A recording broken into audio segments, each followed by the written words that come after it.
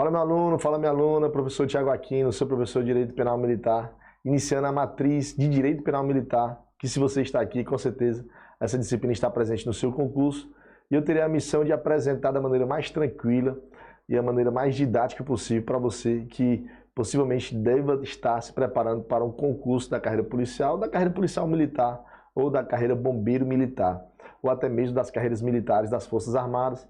Seja bem-vindo. Eu sou o Thiago Aquino, sou professor de Direito Penal Militar, sou bacharel em Direito, tenho também uma especialização em Direito Militar, além de outras especializações em Gestão de Segurança Pública, em Direito Operacional e por aí vai.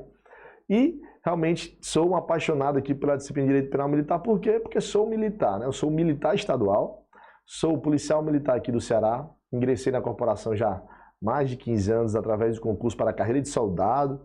Ingressei em 2009 como soldado. Em 2014 tive a oportunidade de passar para o concurso para a carreira de formação de oficiais, né, que é o CFO. Fui aprovado, inclusive fui o primeiro lugar da minha turma. Saí tenente em 2016, capitão em 2021 e atualmente eu exerço esse posto de capitão da Polícia Militar aqui do Ceará. E para mim será uma honra, será um prazer apresentar essa disciplina apaixonante que é a nossa legislação penal militar para você aí que também deseja ser militar, tá certo? Então, a apresentação feita, eu quero, antes de iniciar a própria apresentação dos slides, destacar que esse material está completamente atualizado, tá? Estou falando aqui já a partir do primeiro bloco, que toda essa matriz será gravada, atualizada já com o advento da nossa Lei 14.688 de 2023, né? Uma lei que, de fato, promoveu uma verdadeira reforma no Código Penal Militar, tá? Diversas alterações foram trazidas, algumas pequenos ajustes, outros tópicos foram apenas equiparados, o que estava escrito no Código Penal com o que está escrito agora no Código Penal Militar, e outras mudanças mais relevantes que a gente vai falar no momento oportuno, mas aqui, inicialmente, vale destacar que essa matriz está atualmente completamente atualizada, tá? Então, se você deseja fazer concurso para a carreira policial, você está com o material certo, você pode confiar, tá ok? Então, apresentações feitas, vamos aqui iniciar a nossa apresentação a partir dos slides, tá? Como eu disse, professor Thiago Aquino, sou professor de Direito Penal Militar. Inicialmente, aqui nesse primeiro slide, a gente vai falar das noções do Direito Penal Militar, apresentar para você essa disciplina.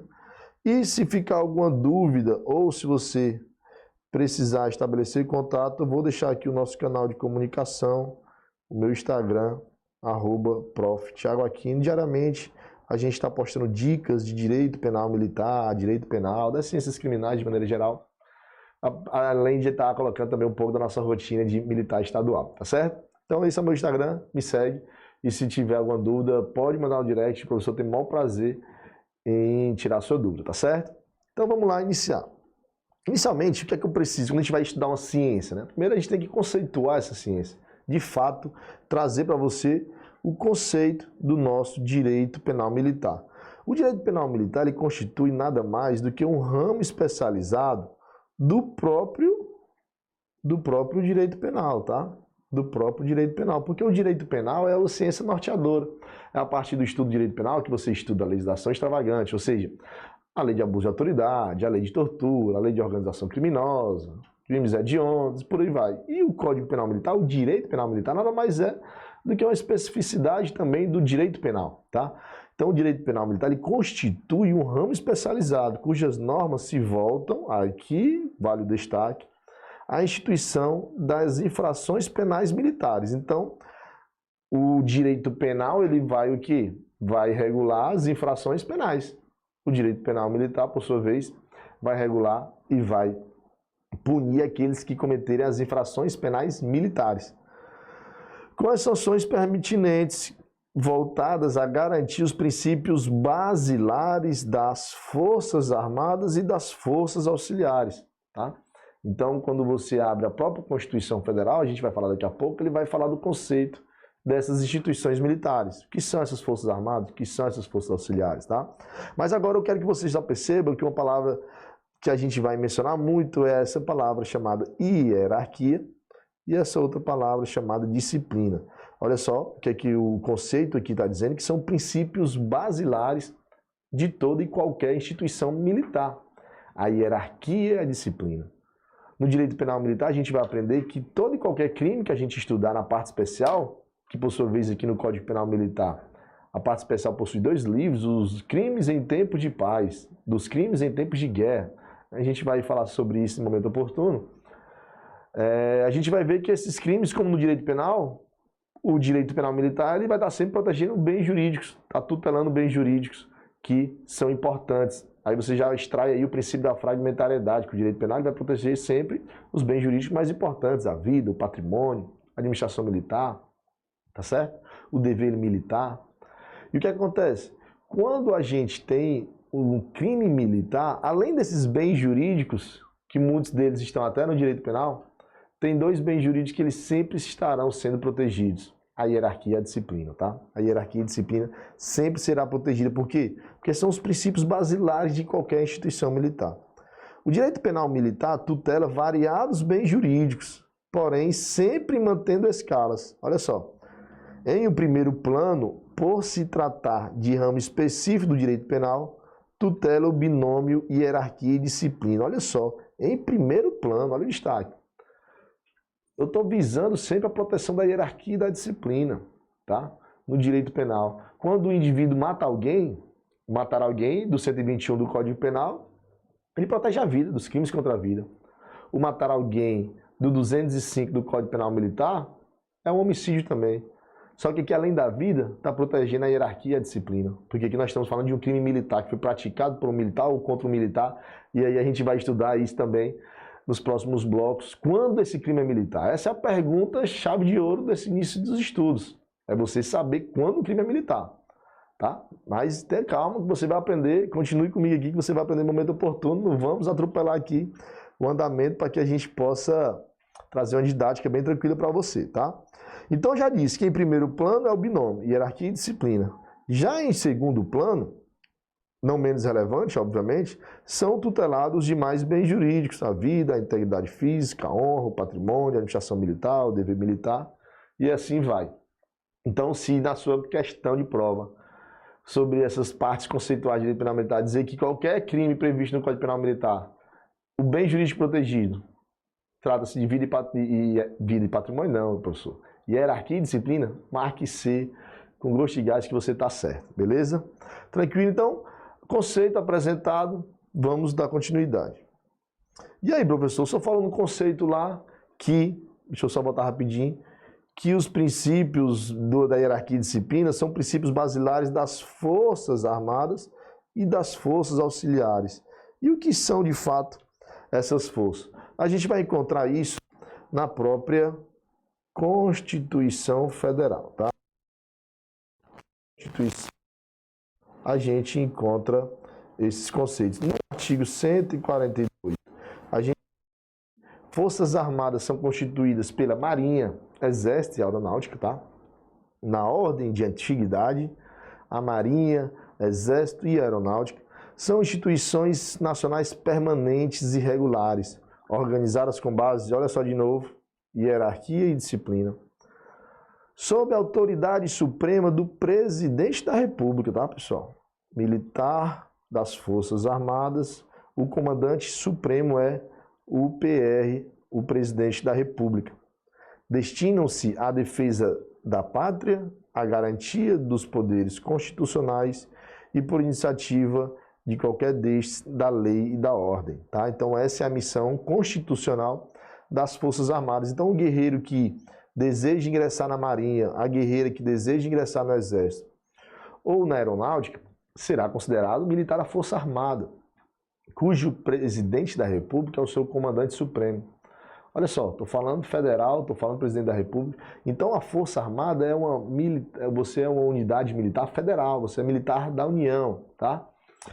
Tranquilo? Só que nós temos aqui na força do artigo 144 as chamadas forças auxiliares. O artigo 144 especificamente ele vai falar da segurança pública.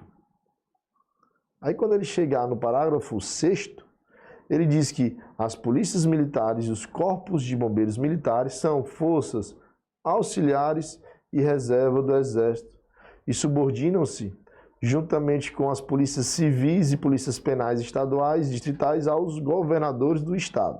Então, esses indivíduos serão subordinados ao governo do Estado, enquanto que os militares da Força Armada Militar, do Exército, da Marinha e da Aeronáutica, eles são subordinados ao presidente da República.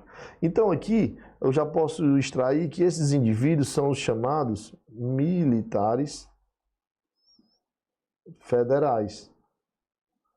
Por sua vez, os policiais militares e os corpos de bombeiros militares, além de ser força auxiliar e reserva, um destaque aqui, os policiais militares, eu como policial, você que deseja ser policial militar, ou que deseja ser bombeiro militar, você vai ser subordinado ao governador do estado ou do Distrito Federal, se você for PMDF ou CBMDF. O fato é que, constitucionalmente, qual é o seu cargo? Você vai ser militar estadual. Se você estiver preenchendo algum formulário, se você quiser botar o seu cargo de acordo com a Constituição, você colocará que se você for policial militar ou ainda que seja corpo de bombeiro militar, você será militar estadual, né? São os militares estaduais. Tranquilo? Continuando aqui a leitura da Constituição, no parágrafo 5º, ele vai falar também da missão. As polícias militares, quais são as missões? A polícia ostensiva. Polícia ostensiva, e isso, por isso que as nossas viaturas são caracterizadas, né? Elas têm ali toda aquela identidade visual, tem a questão da sirene, tem a questão do giroflex, né? Para ligar ali o intermitente e realmente fazer aquela ação de presença. Olha só, nós pertencemos nós somos um dos órgãos da segurança pública. A nossa missão constitucional é a polícia ostensiva. Para você ser ostensivo, você precisa ser visto. Por isso que as viaturas, as motocicletas, né? Até mesmo quem participa de um regimento militar, da cavalaria da polícia militar, os cavalos também ainda colocam toda aquela indumentária, né? O batalhão de choque. Resumindo, o policial militar, você sabe, tem aquela farda, tem todo aquele pessoal do trânsito, ainda tem aqueles luminosos, para serem realmente muito ostensivos, porque isso passa, né? Transfere sensação de segurança. Que é para a gente poder fazer a nossa segunda missão constitucional, que é a preservação da ordem pública, né? A nossa missão constitucional como policial militar é preservar a ordem pública. Preservar a ordem pública é que não haja crimes, é a gente dissuadir o crime, é a gente evitar que o crime ocorra, tá bom? Essas são as duas missões constitucionais da Polícia Militar. Já dos corpos de bombeiros militares, além das atribuições definidas em lei e em estatuto específico, incumbe a execução de atividades de defesa civil. Então, os bombeiros eles atuarão constitucionalmente para a defesa civil. Tranquilo? Então, trechos extraídos da Constituição que valem aqui para a gente, para o estudo de direito penal militar. Por isso que eu falei que nessas primeiras contatos que você vai ter com o penal militar, eu preciso te trazer para o mundo para você entender o contexto, para só aí a gente entrar no nosso Decreto-Lei 1001 de 69, que é o nosso famigerado Código Penal Militar. Fechou? Vamos seguindo então. Falei para você os conceitos de direito penal militar, falei para você quem são aqueles que pertencem às Forças Armadas ou às Forças Auxiliares, que são os militares federais, são os militares estaduais, show de bola. O que você precisa também saber? Você precisa saber o que é considerado a fonte, né? A fonte do direito penal. Vamos dizer agora, o que é fonte mesmo, professor? Fontes são nascedouros, são ponto de gênese, é de onde surge algo, de onde eu extraio aquilo, né? De onde eu extraio o conhecimento para que eu possa falar de penal militar? A gente extrai das fontes. As fontes, por sua vez, elas se dividem em fonte material e fonte formal.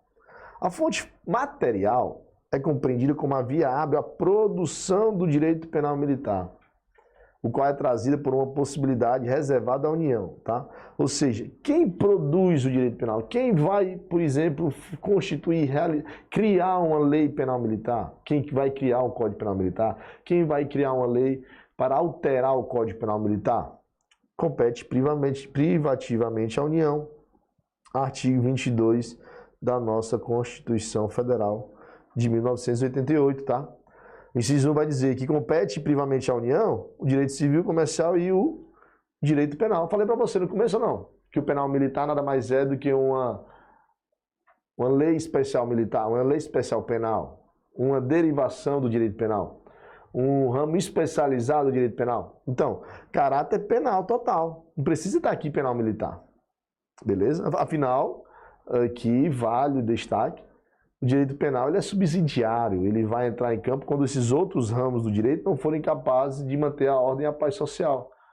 Uma mera multa, uma mera infração administrativa não foi suficiente para conter, então o direito penal tem que entrar com a pena, com a reclusão, com a detenção, com a privação da sua liberdade. Olha só, um dos bens jurídicos mais importantes do ser humano, depois da vida, é a liberdade. Inclusive, já vou dizer que aqui no direito penal militar, a vida ela pode constituir a própria pena capital. Você pode, a gente estuda lá no Constitucional que as penas proibidas, pena de caráter perpétuo, pena cruel, pena de banimento, pena de trabalhos forçados e a pena de morte. Só que tem um salvo lá, não tem?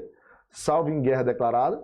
É justamente aqui no Código Penal Militar que a gente vai encontrar dos crimes em tempos de guerra, que eu falei para você, lá do livro 2 da parte especial do Código Penal Militar, a previsão de o indivíduo cometer um crime e ter como sanção a pena, a sua própria morte, a pena de morte, tá? Então a gente vai falar sobre isso também, beleza?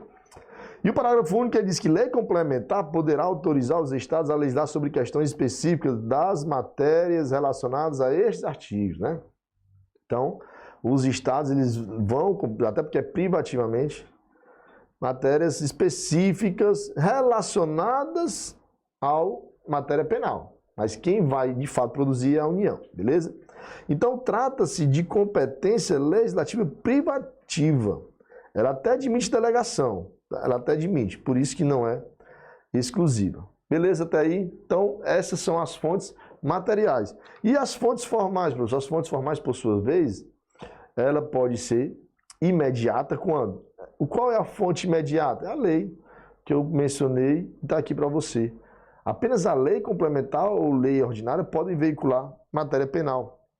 Então, o Código Penal Militar, o Decreto-Lei 1169, é uma fonte formal imediata. Tá?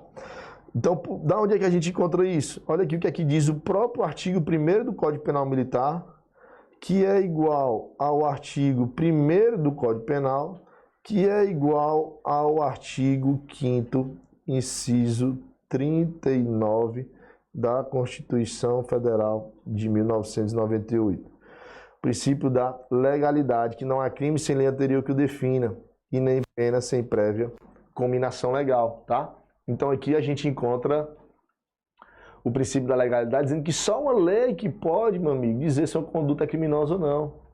Não pode o presidente, através de um decreto, instituir uma conduta dizendo que aquilo ali é crime, punindo com reclusão e detenção negativo. Só lei, tá? E além de ser somente uma lei, essa lei tem que ser anterior ao fato.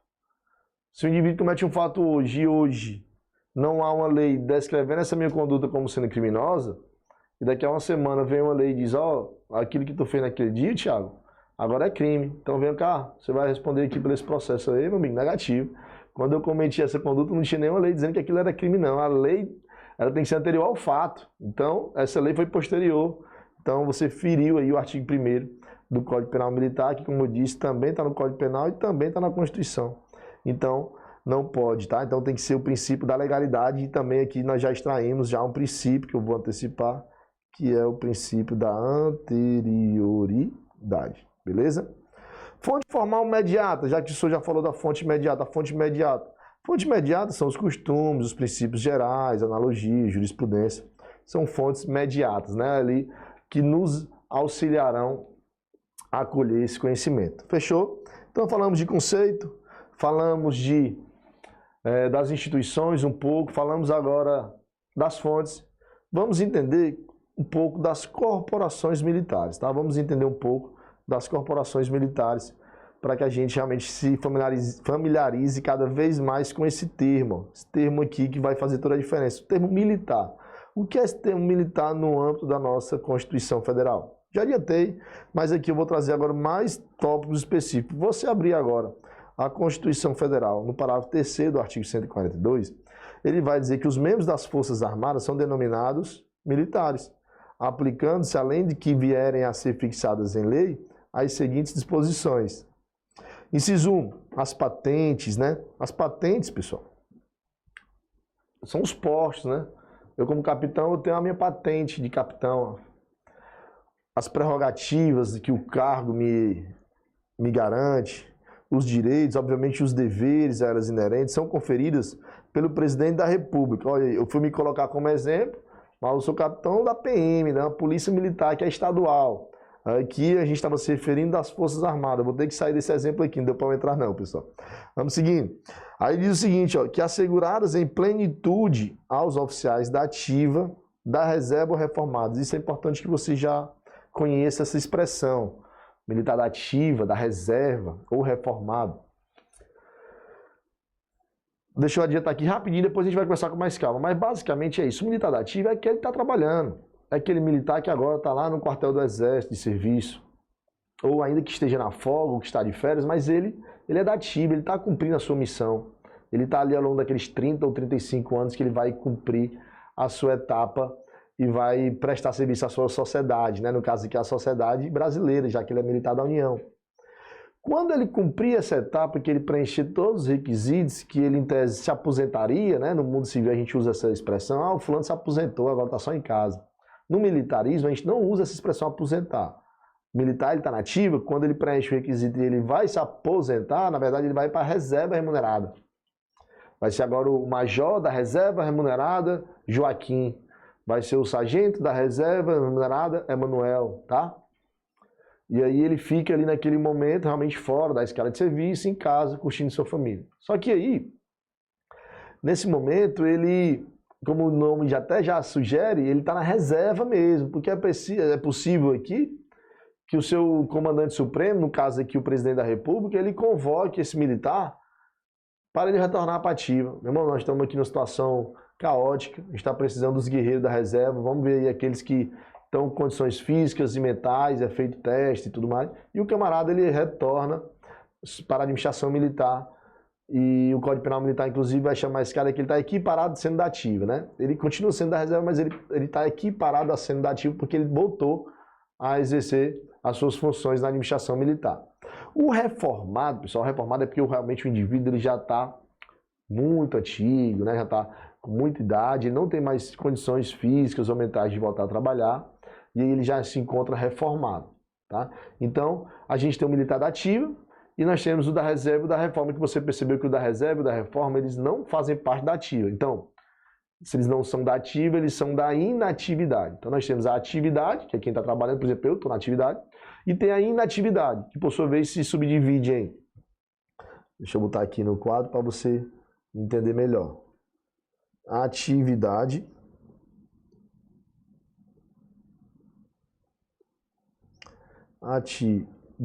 que não tem dúvida, né? E nós temos a inatividade. E aí ele se divide em reserva, remunerada e reforma. Beleza? Tranquilo? Então temos essas duas situações jurídicas, digamos assim. Então, quando ele está reformado, ele já não tem mais condições de trabalhar, tá? Basicamente é isso, beleza? Só que mesmo ele estando na ativa, ou na reserva, ou na reforma, o que é que ele ainda tem? Ele tem a sua patente, as suas prerrogativas, os seus direitos e deveres conferidos. Ele continua sendo o coronel da reserva, ele continua sendo o sargento da reserva, ele continua com suas medalhas, suas condecorações e por aí vai. Sendo-lhes privativos os títulos e os postos militares fundamentados com os demais membros os usos dos uniformes das Forças Armadas. Ao militar são proibidas, olha só, isso aqui é importantíssimo, tá? Quando você escuta no jornal dizendo que a Polícia Militar de determinado estado está em greve, eles não estão em greve. Na verdade, quando a gente for estudar dos crimes, a gente vai ver que existe um crime contra a ordem disciplinar, o crime de motim, o crime de revolta, quando eles estão armados, e a gente vai conversar muito sobre isso no momento oportuno. Mas não é possível a sindicalização. Talvez você já tenha ouvido algo relacionado à associação, tá?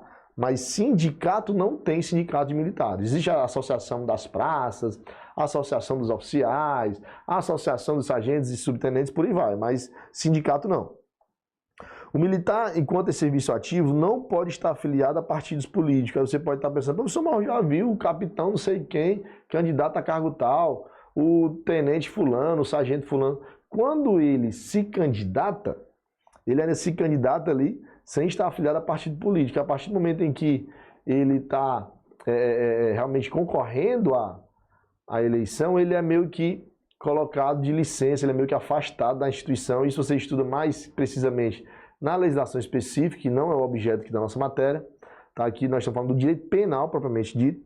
Mas, para você não ficar com essa dúvida, só estou dizendo que quando o militar ele se candidata, ele não está ali filiado a partido político. Porque quando ele assume o cargo, não, aí realmente ele é colocado na reserva. Por isso que aqui, ó, o militar no serviço ativo, tá? Porque quando ele se candidata e ele é eleito, ele vai para a reserva remunerada, tá certo? Beleza?